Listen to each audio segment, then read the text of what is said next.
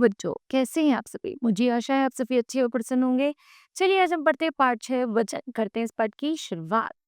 वचन शब्द संज्ञा की संख्या का बोध कराने वाली शब्द होती हैं, अर्थात संज्ञा की जिस रूप से उसके एक या एक से अधिक होने का बोध हो उसी वचन कहते हैं। जैसे घोड़ा घास खा रहा है, तितली पर बैठी है। ओके, उपयुक्त वाक्य में घोड़ा और तितली शब्द एक संख्या का बोध कराते हैं, बल्कि घोड़े और तितलियां एक से अधिक संख्या का बोध करा रहे हैं। चलिए जानते हैं इस परिभाषा के माध्यम से।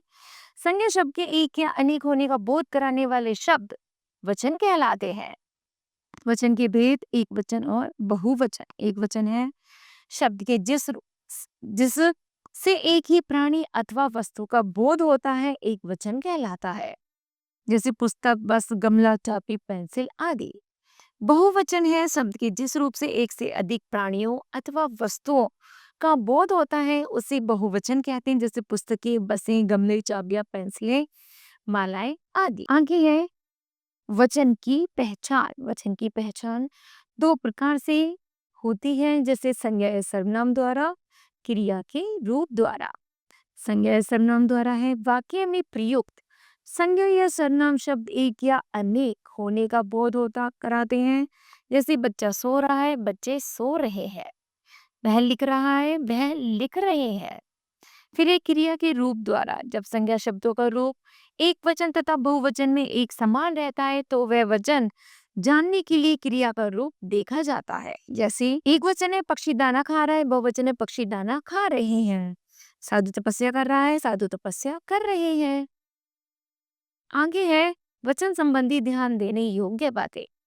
आदर अथवा सम्मान प्रकट करने के लिए एक वचन के स्थान पर बहुवचन का प्रयोग किया जाता है। जैसे मेरे नाना जी आ रहे हैं, मेरी माँ कपड़े धो रही है। कुछ शब्दों का सदैव प्रयोग बहुवचन में होता है, जैसे दर्शन, प्राण, हस्ताक्षर, आंसू, हो, समाचार, लो आदि। कुछ शब्द हमेशा एक वचन में होते हैं, जैसे पानी, सत्य, वर्षा, दूध, दही, घी, चाय, हवा आदि।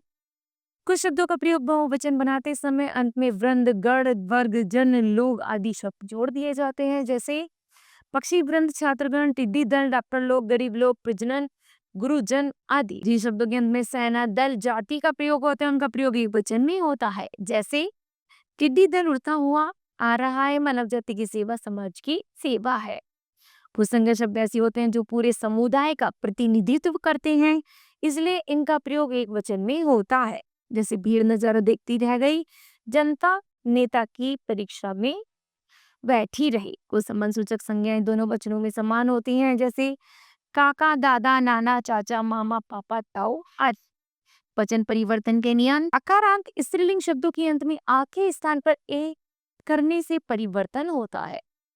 आका की, झील का झीली, गेंद का गेंदी, रात का राती, टांग का टांगी, खाट का खाटे, कलम का कलमे।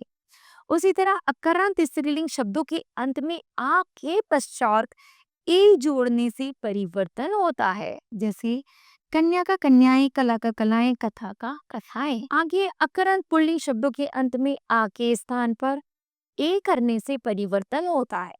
लड़का लड़की, बेटा बेटे, खोटा खोटे, किस्सा किस्से, हीरा हीरे, लोटा लोटे। इकारांत स्त्रीलिंग शब्दों के अंत में या जोड़कर परिवर्तन किया जाता है, जैसे रीति रीतियां, गति गतियां, निधि निधियां, राशि राशियां, तिथि तिथियां, लिपि लिपियां। फिर इकारांत स्त्रीलिंग शब्दों के अंत में ई को इया में बदलना है। रोटी का रोटियां, खिड़की का खिड़कियां, लड़की का लड़कियां, नारी का नारियां, मक्खी का मक्खियां, पगड़ी का पगड़ियां, कुर्सी का कुर्सियां, सब्जी का सब्जियां, धोती का धोतियां। ठीक है, उसके बाद उकारांत, उकारांत और ओकारांत शब्दों के अंतिम स्वर के साथ ए लगाकर वचन बदला जाता है। वस्तु वस्तुएं, धातु धातुएं, ऋतु ऋतुएं, धेनु धेनुएं। वर्ग, वृंद, गण, लोग, जन, दल लगाकर परिवर्तन किया जाता है। जैसे नेता का नेतागण, शिक्षक का शिक्षकगण, गुरु का गुरुजन, अध्यापक का अध्यापकगण, कर्मचारी का कर्मचारी वर्ग, अमीर का अमीर लोग। दोनों वचनों में एक समान रहने वाले शब्द है रवि, भाई, साधु, प्रेम, फूल, मुनि, क्रोध, हाथी, घर, ऋषि, बाजार, जल, वृक्ष आदि। ठीक है, इस तरह बच्चों यह पाठ समाप्त होता है। मुझे आशा है कि आप सभी को भी यह पाठ समझ आया होगा। धन्यवाद।